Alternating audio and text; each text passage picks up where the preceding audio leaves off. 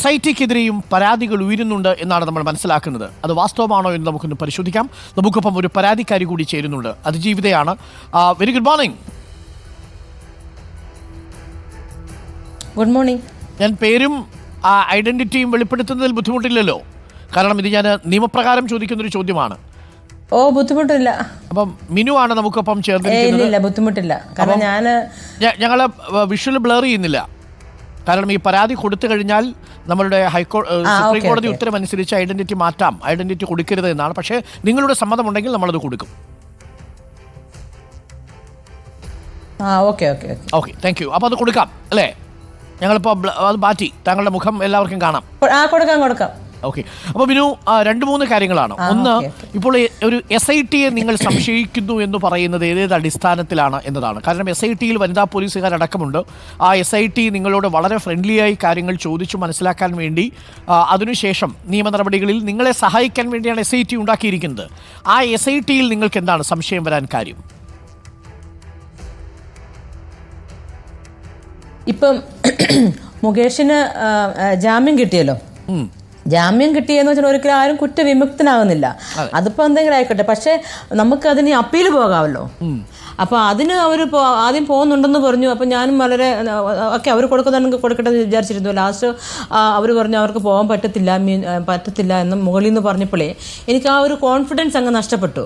കാരണം നമ്മളിപ്പോൾ ഒരു 10-13 ദിവസമായിട്ട് നമ്മൾ ഇവരുടെ കൂടെ ഫുൾ ആക്റ്റീവായിട്ട് ഞാൻ ഫുൾ കോപ്പറേഷനായിട്ട് ഞാൻ ഇവരോട് എൻ്റെ പേഴ്സണൽ കാര്യം പോലും ചെയ്യാതാണ് ഞാൻ ഇവരൊപ്പം നിൽക്കുന്നത്. കാരണം സമൂഹ നന്മയ്ക്ക് വേണ്ടിയാണല്ലോ എന്ന് ഓർത്തുണ്ട്. എൻ്റെ സ്വന്തമായിട്ടുള്ള സമൂഹ നന്മയ്ക്ക് വേണ്ടിയാണ് ഞാൻ ഇതിൽ ഇപ്പോൾ 10-15 വർഷം മനസ്സിൽ വെച്ചൊരു കാര്യമാണ്. എന്തുകൊണ്ട് ഞാൻ മുൻപോട്ട് ഇത് വന്നെന്ന് വെച്ചാൽ ഇത് സത്യമാണ്. അത് ജനങ്ങളെ അറിയിക്കാൻ വേണ്ടിയാണ്. ഈ നടക്കുന്ന കാര്യങ്ങളൊക്കെ സത്യമാണ്.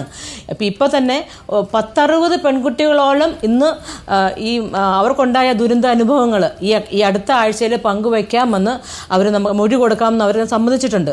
അപ്പം ഈ ഹേമ കമ്മിറ്റിയുടെ 4 കുറേ പേജുകൾ എന്തായാലും മിസ്സായല്ലോ. അപ്പം അത് പുറത്ത് വരുമ്പോഴത്തേക്ക് പ്രമുഖന്മാരെല്ലാവരും ഇതിൽ നിസ്സഹായരായി പോകുന്നു എന്നാണോ മനസ്സിലാക്കേണ്ടത്? കാര്യം SIT സർക്കാരിനോട് പ്രോസിക്യൂഷൻ ആവശ്യപ്പെട്ടത് അപ്പീൽ പോകണം എന്നാണ്.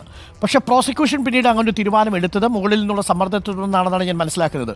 അപ്പോൾ SITക്ക് സ്വതന്ത്രമായി പ്രവർത്തിക്കാൻ കഴിയുന്നില്ല എന്നാണോ പരാതി? അതോ SITക്കുള്ളിൽ തന്നെ നിങ്ങൾക്ക് സംശയമുണ്ടോ? അതെ, അല്ല, SITക്ക് ഓപ്പണായിട്ട് അവർക്ക് ചിലപ്പം നല്ലൊരു ഓഫീസേഴ്സാണ് അവരെല്ലാവരും നല്ല ആക്ടിവിറ്റി, നല്ല എന്തൂസിയാസ്റ്റിക് ആൾക്കാരാണ്, എനിക്ക് നന്നായിട്ട് അറിയാം. പക്ഷേ അവർക്ക് തടസ്സം ആരാണ് ഉണ്ടാക്കുന്നത്? ആരാണ് അവരെ ഇൻഫ്ലുവൻസ് ചെയ്യുന്നത്? ആ ഇൻഫ്ലുവൻസ് ഒക്കെ മാറ്റി അവരെ ഫ്രീ ആയിട്ട് വിട്. അവർ ഫ്രീ ആയിട്ട് കേസ് അന്വേഷിക്കട്ടെ. ഇപ്പോൾ എനിക്കെന്ന് വെച്ചാൽ ഇപ്പോൾ അവരിവിടെ വരുന്നു, സൈബർ വരുന്നു, എൻ്റെ ഫോണിൽ നിന്ന് എല്ലാം ഡാറ്റാസ് ട്രാൻസ്ഫർ ചെയ്യുന്നു, കമ്പ്യൂട്ടറിൽ നിന്നെല്ലാം ട്രാൻസ്ഫർ ചെയ്യുന്നു, പിന്നെ ലാപ്ടോപ്പിൽ നിന്നെല്ലാം ട്രാൻസ്ഫർ ചെയ്യുന്നു. അപ്പോൾ അത് എന്തൊക്കെയോ ഈ കേസിൽ ബന്ധമില്ലാത്ത കാര്യങ്ങളൊക്കെ ആൾക്കാരുടെ ഒക്കെ ഇവർ എടുത്തിട്ട് അതിൽ നിന്നെല്ലാം എനിക്ക് കുഴപ്പമില്ല, എല്ലാം എടുത്തോട്ടെ. അത് അവർ എവിഡൻസ് എടുക്കുമ്പോൾ അവർ കൂടുതൽ എവിഡൻസ് എടുക്കുന്നതാണ്. ഇപ്പം 2008 യാത്ര ഏത് ദിവസമാണ് ഞാൻ ഏത് ഫ്ലൈറ്റിലാണ് പോയത്, ഏത് ബസ്സിനാണ് ഇതൊന്നും ഇവർക്ക് അറിയില്ലല്ലോ. അപ്പോൾ അവരത് തപ്പിയെടുക്കുകയാണ്. പക്ഷേ പിന്നെ ഞാൻ പോയി നോക്കുമ്പോൾ കമ്പ്യൂട്ടറിനകത്ത് ഇതെല്ലാം പ്രിവ്യൂ നോട്ട് അവൈലബിൾ എന്നൊക്കെ കാണിക്കുന്നു. അപ്പോൾ എനിക്ക് ഭയങ്കര പതുക്കെ കുറച്ച് ഫീലിംഗ് ആയി. അപ്പോൾ ഇന്നലെ തൊട്ട് എൻ്റെ ഫേസ്ബുക്ക് എനിക്ക് ആക്സസ് കിട്ടുന്നില്ല. അങ്ങനെ കംപ്ലീറ്റ് പിന്നെ എൻ്റെ ഫേസ്ബുക്കും കയ്യിൽ നിന്ന് പോയി. ഫേസ്ബുക്കിൽ കൂടെ ആണല്ലോ നിങ്ങളെല്ലാവരും എന്നെ അറിഞ്ഞത്. അപ്പോൾ അന്നേരം എനിക്കൊരു ഡൗട്ട് വന്നു, ഇതെന്താണ് സംഭവം? അതായത് ഫേസ്ബുക്ക് അടക്കമുള്ള സാമൂഹിക മാധ്യമങ്ങളിൽ തന്നെ ഒഴിവാക്കാൻ സാമൂഹിക മാധ്യമങ്ങളിൽ നിങ്ങളെ വിലക്കിയിട്ടുണ്ട് എന്നാണ്. അപ്പോൾ ഫേസ്ബുക്ക് പക്ഷേ നിങ്ങളെ ഡീആക്ടിവേറ്റ് ചെയ്തായിരിക്കില്ല, അത് സർക്കാർ പറഞ്ഞ, അല്ലെങ്കിൽ SIT പറഞ്ഞ് ഫേസ്ബുക്ക് വിലക്കി എന്നാണോ മനസ്സിലാക്കുന്നത്? അങ്ങനെ ഫേസ്ബുക്ക് വിലക്കുന്നില്ല. എൻ്റെ ഫേസ്ബുക്ക് ഇപ്പോഴും ആക്റ്റീവ് തന്നെയാണ്. പക്ഷേ എനിക്ക് ആക്സസ് ഇല്ല, എനിക്കത് ഓപ്പറേറ്റ് ചെയ്യാൻ പറ്റുന്നില്ല. അപ്പോൾ എന്നോട് കുറേ പാസ്വേഡൊക്കെ ചോദിച്ചു, ഞാനതൊക്കെ പറഞ്ഞു കൊടുത്തു. എൻ്റെ പാസ്വേഡ് അതെന്ത് പറ്റി? പാസ്വേഡ് മറന്നുപോയോ? എന്നോട് പറഞ്ഞു മിനു അതിൻ്റെ ഒരു അല്ലല്ല, പാസ്വേഡ് എന്നോട് അവർ SIT-ക്കാർ അതിൻ്റെ പാസ്വേഡ് വേണം, ഇതിൻ്റെ പാസ്വേഡ് വേണം. ഞാൻ നന്നായിട്ട് അവരോട് കോപ്പറേറ്റ് ചെയ്തു, എൻ്റെ പാസ്വേഡൊക്കെ പറഞ്ഞു കൊടുത്തു. പക്ഷേ അവരെന്തെങ്കിലും ഓപ്പറേറ്റ് ചെയ്തോട്ടെ, അവരെന്ത് എവിഡൻസിന് വേണ്ടിയില്ല, ഞാൻ റെഡിയാണ് അവരോട് കോപ്പറേറ്റ് ചെയ്യാൻ. പക്ഷേ തിരിച്ച് കിട്ടിയപ്പോൾ എനിക്കിപ്പോൾ ഫേസ്ബുക്ക് ഇല്ലാണ്ടായപ്പോൾ ഇനിയിപ്പോൾ SIT ആണോ ഇതിൻ്റെ പുറകിൽ വേറെ വല്ലവരുമാണോ, ഇപ്പോൾ എന്തൊക്കെയോ നടക്കുന്നുണ്ട്. ആ ഒരു ഫീലിങ്സ് ആവുന്നത് ഞാൻ പെട്ടെന്ന് നിങ്ങളെല്ലാവരും അറിയിച്ചത്. ഫേസ്ബുക്ക് മാറ്റാമെങ്കിൽ നാളെ എന്നെ മാറ്റാൻ പറ്റില്ല. ഈ പ്രോസിക്യൂഷന്റെ വീഴ്ചയായിട്ട് കണക്കാക്കുന്നുണ്ടോ താങ്കൾ? അതായത് അപ്പീൽ പോകാത്തതും പിന്നിൽ ഒരു രാഷ്ട്രീയ നീക്കമുണ്ട് അല്ലെങ്കിൽ ഒരു ഗൂഢാലോചനയുണ്ടെന്ന് സംശയിക്കുന്നുണ്ടോ ബിനു? അതെനിക്ക് മനസ്സിലായി. കാരണം എനിക്ക് ഭയങ്കര വിശ്വാസമായിരുന്നു. അപ്പം ഈ അപ്പീലിന് പോകാതായപ്പോഴത്തേക്ക് എനിക്ക് കോൺഫിഡൻസ് കുറഞ്ഞു. അപ്പം ഞാൻ പല ഫ്രണ്ട്സൊക്കെ പറയുന്നത് ഇത്രയും വലിയൊരു ഗുരുതരമായ ഒരു ക്രൈമാണ് പുള്ളിക്കാരൻ ചെയ്തിരിക്കുന്നത്. അപ്പോൾ അതിനെക്കുറിച്ച് നന്നായിട്ട് അത് അന്വേഷിക്കാതെയും പുള്ളിക്കാരനെ കസ്റ്റഡിയിലെടുത്ത് ക്വസ്റ്റ്യൻ പോലും ചെയ്യാതെ ഇത് ഈ ജാമ്യം കൊടുക്കണമെങ്കിൽ നല്ല ഹൈലി ഇൻഫ്ലുവൻസിലായിരിക്കണം. അതാണ് എനിക്ക് തോന്നുന്നത്. രാഷ്ട്രീയത്തിൻ്റെ ഇപ്പം കൊല്ലത്തുള്ള ആർക്കും അദ്ദേഹത്തെ ഇഷ്ടമില്ല. പിന്നെ ആരാണ് ഈ മുകേഷിനെ സംരക്ഷിക്കുന്നത് എന്നും എനിക്കറിയത്തില്ല. അപ്പം മുകേഷ് കോടതിയിൽ ചില തെളിവുകളൊക്കെ കൊടുത്തിരുന്നു. നിങ്ങൾ തമ്മിൽ വാട്സപ്പ് ചാറ്റുകൾ ഉണ്ടായിരുന്നോ? വാട്സപ്പ് ചാറ്റുകൾ ഉണ്ടായിരുന്നോ എന്ന് ചോദിച്ചാൽ 2009 വാട്സപ്പ് ചാറ്റുകൾ ഉണ്ടായിട്ടില്ല. പിന്നെയെന്ന് വെച്ചാൽ 2012 ഞാൻ പുള്ളിക്കാരൻ, കാരണം എനിക്ക് പുള്ളിക്കാരനോട് ഒരു ഇടപാടുണ്ടല്ലോ, ഞങ്ങൾ തമ്മിലൊരു ഇടപാടുണ്ട്. അപ്പം ഞാൻ എന്നെ അങ്ങനെ അങ്ങ് എന്നെ പണ്ട് ഉപദ്രവിച്ച് തന്നെ എന്നെ പീഡിപ്പിച്ച് തന്നെ ഓർമ്മയുണ്ടോ? അത് ഞാൻ അയച്ചിട്ടുണ്ട്. അങ്ങനെ ഞാനിപ്പോ 2009 ഈ ദുരനുഭവം ഉണ്ടാവുന്നത് അല്ലേ മിനു? 2009 നമ്മൾ നേരത്തെ പറഞ്ഞ രീതിയിലൊക്കെ മുകേഷ് സംസാരിക്കുന്നത് ഒക്കെ ബുദ്ധിമുട്ടുണ്ടാവുന്നത്. ആ 2009 ബുദ്ധിമുട്ടുണ്ടായി. ആ 2009 വാട്സപ്പ് ചാറ്റില്ല, കാര്യം വാട്സപ്പ് ഇല്ലല്ലോ. പിന്നീട് ഏതെങ്കിലും തരത്തിൽ ഈ മുകേഷിനെ ബന്ധപ്പെടാൻ നിങ്ങൾ ശ്രമിച്ചിരുന്നോ, ഫോണിലൂടെയോ അല്ലാതെയോ? പിന്നെ ഞാൻ അന്ന് അവിടുന്ന് പിന്നെ കേരളത്തിൽ നിന്ന് പോയില്ല. 2013 ആയപ്പോഴത്തേക്കും പോയി. പിന്നെ ഞാൻ അന്ന് ഒരു സിംഗിൾ പേരന്റ് ആയിരുന്നു. അന്ന് ഞാൻ സിംഗിൾ പേരന്റ് ആ സമയത്ത്. അപ്പോൾ ഞാൻ ഈ കുഞ്ഞുങ്ങളെ അങ്ങോട്ട് പഠിപ്പിക്കുക. അപ്പം ഞാൻ കുഞ്ഞുങ്ങൾക്കാണ് പ്രയോറിറ്റൈസ് ചെയ്തത്. അപ്പം ഞാൻ കുഞ്ഞുങ്ങളുടെ എഡ്യൂക്കേഷൻ്റെ കാര്യം നോക്കണോ, അത് ഇവർക്കെതിരെ കേസുമായിട്ട് പോകണോ? അപ്പോൾ കേസുമായിട്ട് പോയി അന്നൊക്കെ ഭയങ്കര ഇൻഫ്ലുവൻസ് ആണ്. ഞാൻ അതിന് പോയില്ല. അപ്പോൾ പിള്ളേരുടെ കാര്യം ഒന്ന് സേഫ് ആക്കട്ടെ. പക്ഷേ ഇന്ന് ഞാൻ പിള്ളേരെ കൊണ്ട് ചെന്നൈ പോയി. ഇതിനിടയിൽ എനിക്കൊരു ബുദ്ധിമുട്ട് വന്നു. ഞാനൊരു സിംഗിൾ പേരന്റ് ആകുമ്പോൾ തീർച്ചയായിട്ടും നമുക്ക് ബുദ്ധിമുട്ട് വരും, സാമ്പത്തിക ബുദ്ധിമുട്ട് വന്നു. അപ്പോൾ ഞാൻ മോളുടെ ഒരു ഫീസിന്റെ കാര്യത്തിന് വേണ്ടി ഞാൻ പലരോടും ഞാൻ ഹെൽപ്പ് ചോദിച്ചിട്ടുണ്ട്. ആ ചോദിച്ച കൂട്ടർ ഇദ്ദേഹത്തിനോട് ചോദിച്ചത് തെറ്റാണോ? തനിക്കറിയാവുന്നൊരു സുഹൃത്ത് എന്ന നിലയിൽ തനിക്കൊരു ദുരനുഭവം ഉണ്ടായെങ്കിലും മുകേഷിനോട് പിന്നീട് ഒരു 3-4 വർഷത്തിന് ശേഷം മകളുടെ ഫീസിന് വേണ്ടിയിട്ട് താങ്കൾ പണം ചോദിച്ചു. അത് ഏകദേശം എത്ര രൂപയായിരിക്കും ചോദിച്ചിട്ടുണ്ടാവുക? ഓർമ്മയുണ്ടോ?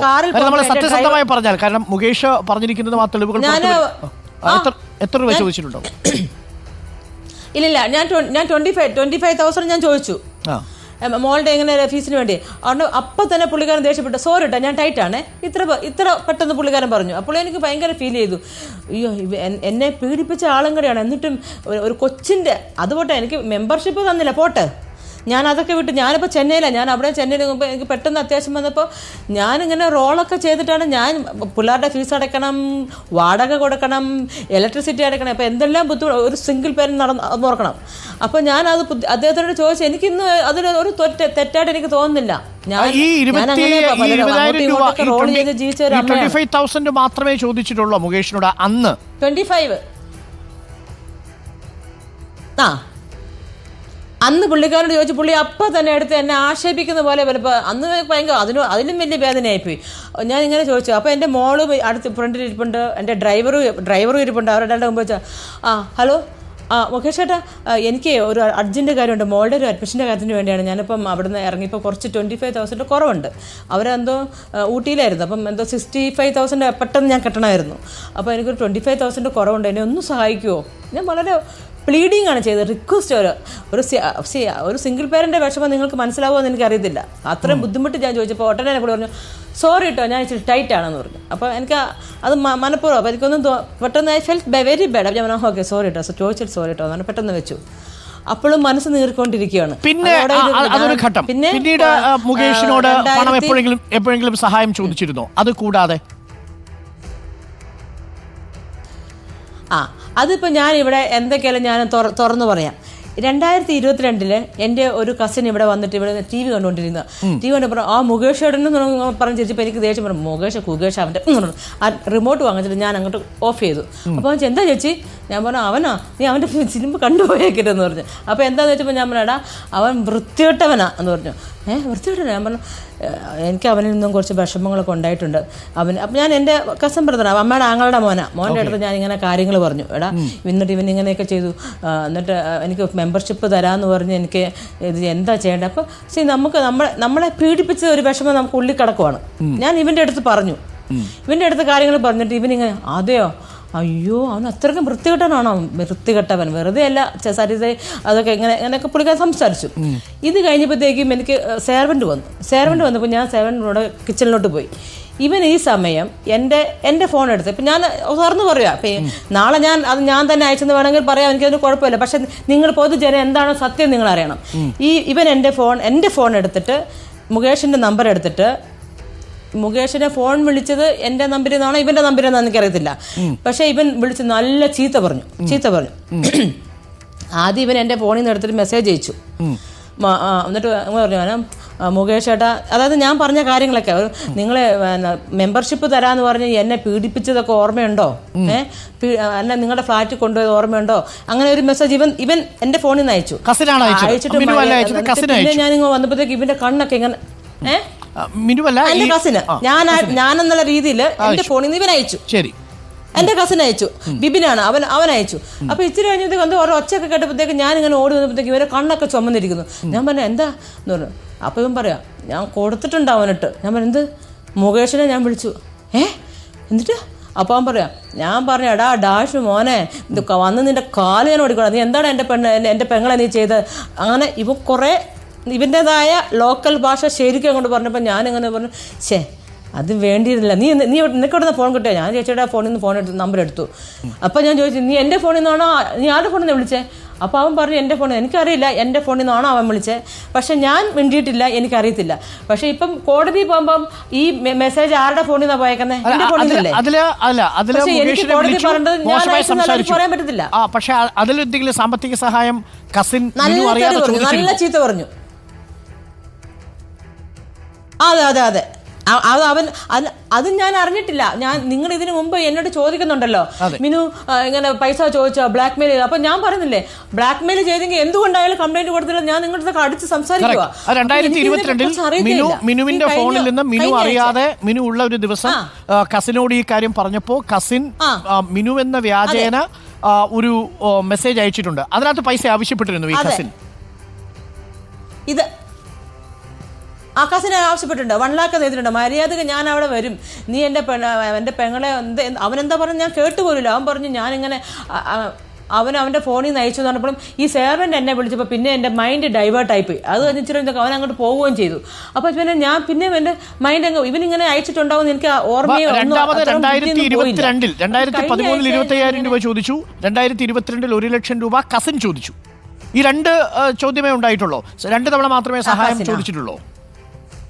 അത്രേ ഉള്ളൂ. ഇതിലൊന്നും ഞാൻ ചോദിച്ചത് ആ മോളുടെ ഫീസ് മാത്രമേ ഞാൻ ചോദിച്ചിട്ടുള്ളൂ. പിന്നെ ഇത് മെസ്സേജ് ആയിട്ട് അയച്ചിട്ടുണ്ടാവൂലേ? 1 ലക്ഷം രൂപ വേണം എന്ന് ആവശ്യപ്പെട്ട് മെസ്സേജ് ആയിട്ട് അയച്ചു. അത് പിന്നീട് മിനു കണ്ടു. മിനു കണ്ടപ്പോൾ മിനു പിന്നെ മുകേഷ് വിളിച്ചു പറഞ്ഞു ഇത് ഞാൻ അയച്ചതല്ല, ഇത് കസിൻ അയച്ചതാണ്, അത് കാര്യമാക്കരുതെന്ന് പറഞ്ഞു. അല്ലല്ല ഞാൻ അത് കേക്ക് ഞാൻ കാണുന്നത് എപ്പോഴാണെന്ന് അറിയോ? കഴിഞ്ഞ ആഴ്ചയാണ് ഞാൻ കാണുന്നത്. ഞാൻ പറഞ്ഞു ഇതെന്താ ഞാൻ ബ്ലാക്ക് മെയിൽ ചെയ്തെന്ന്, ഞാൻ എൻ്റെ ഫോണിൽ നിന്ന് മെസ്സേജ് അയച്ചേക്കുന്നത്. ഞാൻ പെട്ടെന്ന് മുകേഷിൻ്റെ ചാവറ്റ് കഴിഞ്ഞ ആഴ്ചയാണ് ഞാൻ എടുത്ത് നോക്കുന്നത്.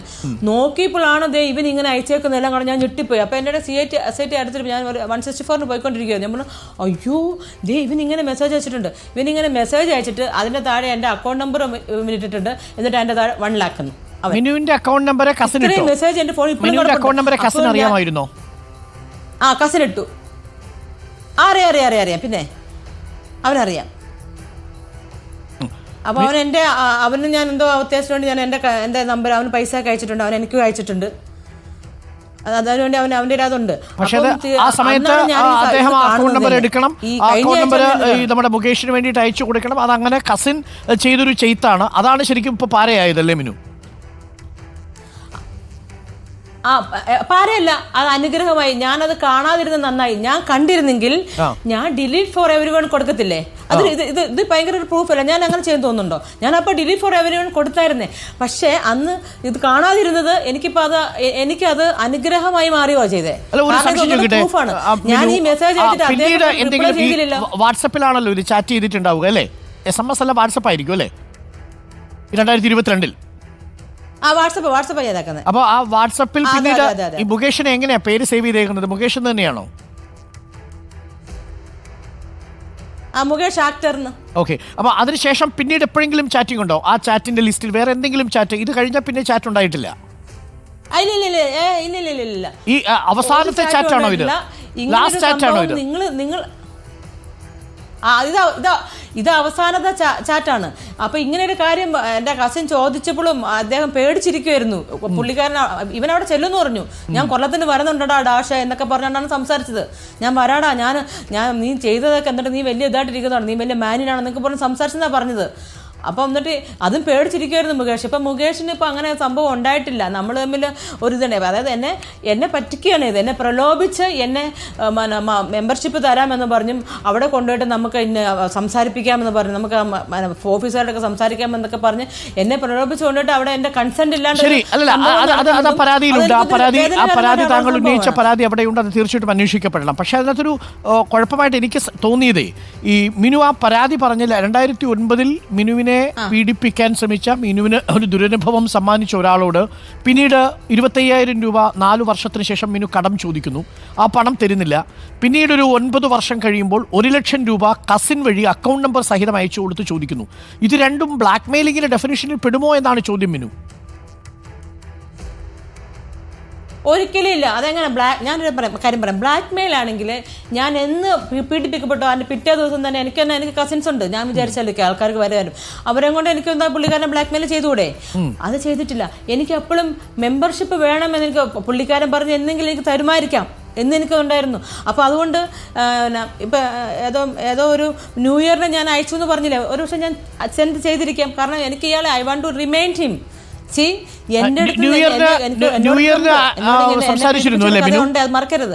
ന്യൂ ഇയറിൽ വാട്സ്ആപ്പ് ചാറ്റ് അയച്ചിരുന്നു. സംസാരിച്ചിട്ടില്ല. ഞാൻ വിദ്യാർത്ഥിമാരുടെ കോളിൽ ഞാൻ ഒറ്റ പ്രാവശ്യം ഓർമ്മയുള്ളൂ. അവിടുന്ന് പോകുന്നതിന് ഈ പീഡനം നടന്നതിന് ശേഷം സംസാരിച്ചത് മോളുടെ ഫീസിന്റെ കാര്യം മാത്രം. അല്ല, വാട്സ്ആപ്പ് ചാറ്റ് ഉണ്ടായിരുന്നു. വേറെ ഞാൻ സംസാരിച്ചിട്ടില്ല. ഒന്നുമില്ല.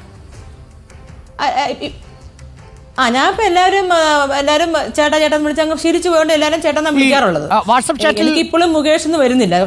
എന്നെ ഇങ്ങനെ മിനു വാട്സ്ആപ്പ് ചാറ്റിനകത്ത് വളരെ സൗഹൃദത്തോടു കൂടി മിനു സംസാരിച്ച 1-2 വാട്സ്ആപ്പ് ചാറ്റുകൾ ഉണ്ടല്ലോ മുകേഷുമായിട്ട്. ഞാൻ പറയട്ടെ, ഞാൻ നിങ്ങൾ ഒന്ന് മനസ്സിലാക്കുക. നമ്മള് എന്തൊക്കെയാണ് നമ്മൾ പീഡിപ്പിക്കപ്പെട്ടു. ഇനി നമ്മൾ അവരുടെ അടുത്തൊക്കെ നമ്മൾ ഈ ഒരു നയപരമായിട്ട് നിന്നാലോ നാളെ ഇദ്ദേഹം വിചാരിച്ച നമുക്ക് ഫിലിം വരെ കിട്ടും വേണമെങ്കിൽ. ഇപ്പോൾ ഒരു MLA സ്ഥാനത്തിരിക്കുകയല്ലേ. അപ്പോൾ എൻ്റെ എന്തെങ്കിലും ഒരു ജോലിക്കാരത്ത് എന്തെങ്കിലും പുള്ളിക്കാരൻ ഇങ്ങനെ ഞാൻ ആ ഫ്രണ്ട്ഷിപ്പ് മെയിൻറ്റെയിൻ ചെയ്തു. അത് നിങ്ങൾ മനസ്സിലാക്കണം.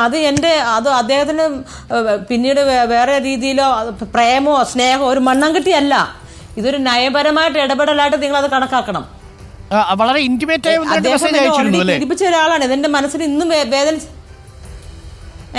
വളരെ ഇന്റിമേറ്റ് ആയിട്ട് ചില മെസ്സേജുകൾ അയച്ചിരുന്നു സുഹൃത്തുക്കൾക്കപ്പുറം. ഹലോ,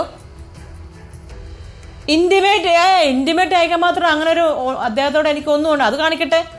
ഇന്റിമേറ്റ് ആയിട്ടൊന്നും ഞാൻ പുള്ളിക്കാരനോട് ഞാൻ അങ്ങനെ ഒന്നും അയച്ചിട്ടില്ല. പിന്നെ ഞാൻ വേറെ എന്തോ ഒരു മെസ്സേജ് ആദ്യകാലത്തെങ്ങാണ്ട് അയച്ചായിരുന്നു. മുകേഷേട്ടൻ ഇതൊക്കെ കളാം, സരിത ചേച്ചിയായിട്ട് നിങ്ങൾ ഒരുമിച്ച് ജീവിക്കുക, സരിത ചേച്ചിയുടെ 2 ആൺകുട്ടികൾ, അങ്ങനെയൊക്കെ ഒരു മെസ്സേജ് ആദ്യകാലത്ത് ഞാനൊരു ഇമെയിൽ ചെയ്തിട്ടുണ്ട്. അതോ ഞാൻ ഓർക്കുന്നുണ്ട്, ശരിക്കും ഓർക്കുന്നില്ല. എന്നാലും മാത്രം ഇൻറ്റിമേറ്റ് ആയിട്ടുള്ള ഒരു ഇൻറ്റിമേറ്റ് എനിക്ക് പുള്ളിക്കാരനോട് അന്നും ഇല്ല, എനിക്ക് ഇന്നും ഇല്ല.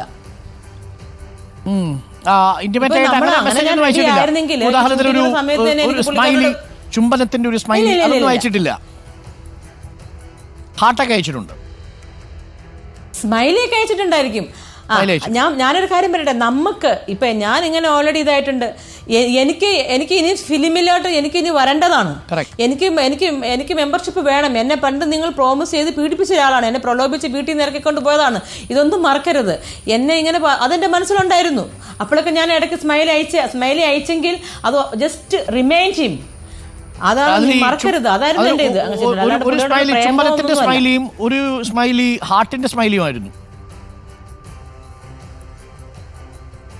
ആ, ഞാനൊരു കാര്യം പറയട്ടെ, ഞാൻ എല്ലാവർക്കും ഇത് അയക്കാറുണ്ട്.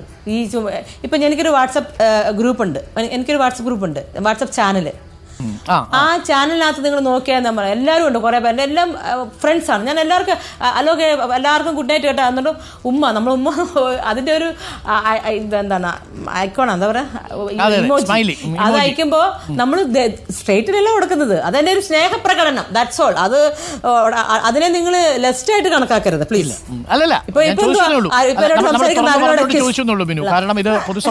ഞാൻ പറയാം. അപ്പൊ അതിനർത്ഥം എന്താ? അതെ, ഫ്രണ്ട്ലി ആയിട്ട് ഇപ്പൊ ഞാൻ ഈ മോൾക്ക് വേണമെങ്കിൽ മോളെ കൊടുക്കും. അത് എൻ്റെ ഒരു സ്നേഹപ്രകടനം. അതിന് പ്രേമമായിട്ടോ കാമമായിട്ടോ കാണരുത്.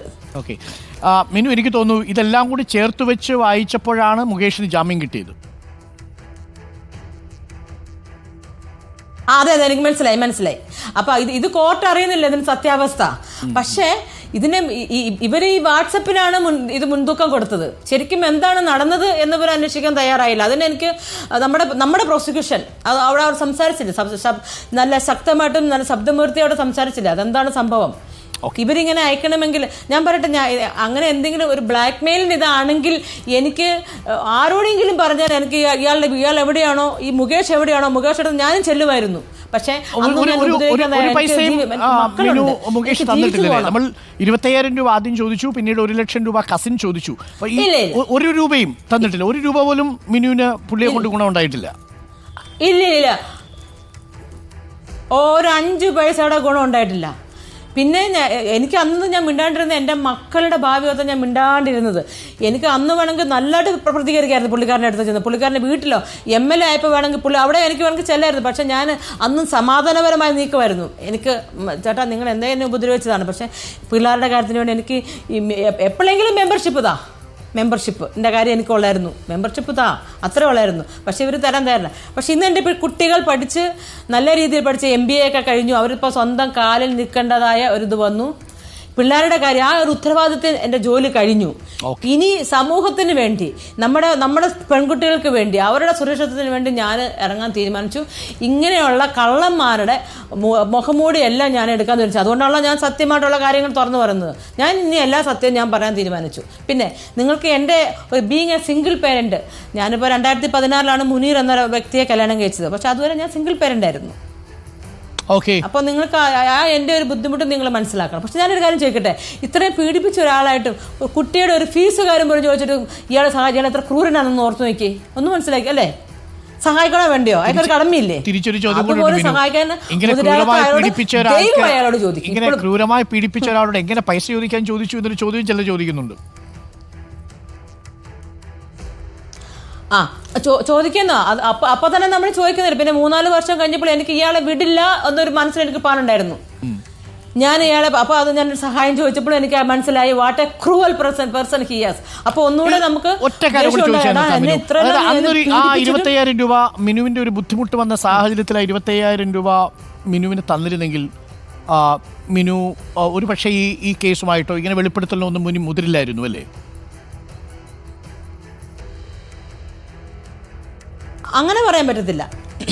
ഇപ്പോൾ ഈ മുകേഷ് എന്ന വ്യക്തി ഇപ്പം എൻ്റെ അടുത്ത് മാത്രമാണ് ഉള്ളതെങ്കിൽ ചിലപ്പം അത് ഒരു ഇഷ്ടത്തിൻ്റെ പുറത്തായിരിക്കും എന്ന് ഞാൻ വിചാരിച്ചത്. പക്ഷേ ഇപ്പോൾ രേവതി സമ്പത്തും വേറെ ആൾക്കാരെ ഒക്കെ മുകേഷിൻ്റെ ഒരു അമ്മേനെ പീഡിപ്പിക്കാൻ പോയി എന്നെല്ലാം പറഞ്ഞു കേട്ടപ്പോഴത്തേക്കും ഞാൻ പിന്നെ ബോംബെയിലെ ഒരു ആങ്കറിനോട് ഒക്കെ ഇയാളുടെ ഇത് സ്ഥിരമാണല്ലേ, അപ്പോൾ ഇയാളുടെ സ്വഭാവം ഇതാണ് ഇദ്ദേഹത്തിൻ്റെ പണി. ഇപ്പം സരിത ചേച്ചീനെ അങ്ങനെ ഉപദ്രവിച്ചു, പിന്നെ മറ്റേ സ്ത്രീയായിട്ട് പിരിഞ്ഞു. ഇതെല്ലാം കേട്ട് കഴിഞ്ഞാൽ ഞാൻ സത്യമുള്ള കാര്യം എനിക്കും പീഡനം ഉണ്ടായിരുന്നു ഞാൻ പറയുമായിരുന്നു. അതെന്താ നമ്മളാ പൈസ ഞാൻ ചോദിച്ചത് സഹായമാണ്. എനിക്ക് ആ പൈസ തിരിച്ചു കൊടുക്കാമല്ലോ, കൊടുക്കാമല്ലേ? എത്ര പേർക്ക് വാങ്ങിച്ചെടുത്തില്ല, നമ്മൾ റോൾ ചെയ്യും പൈസ. അപ്പോൾ okay, thank you Minu, thanks a lot പ്രഭാതത്തിൽ ചേർന്നതിൽ. ഇതാണ് മിനു പറഞ്ഞ കാര്യങ്ങൾ.